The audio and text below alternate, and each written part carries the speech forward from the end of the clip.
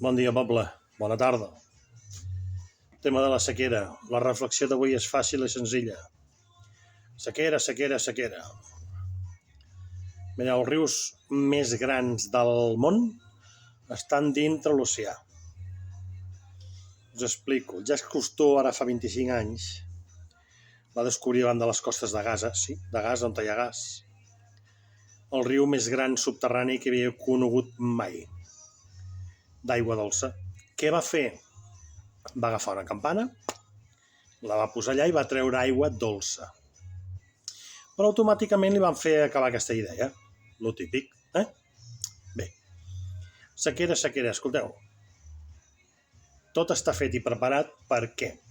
Perquè vingui una empresa salvadora que digui, acabarem la sequera, que ens costi la torta un pan l'aigua, que sigui més cara que el combustible, i el que vulgui aigua, que la pagui. Com tot.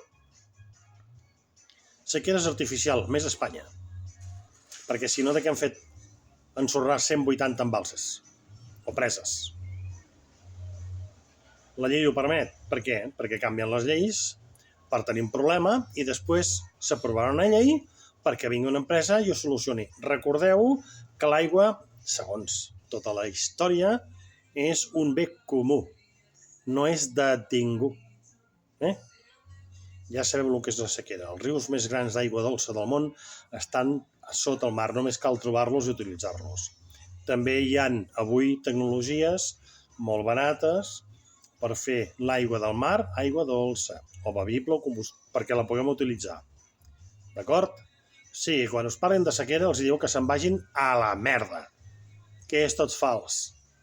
D'acord? Creen alarmes per trobar una solució. La reflexió d'avui, visca Catalunya lliure.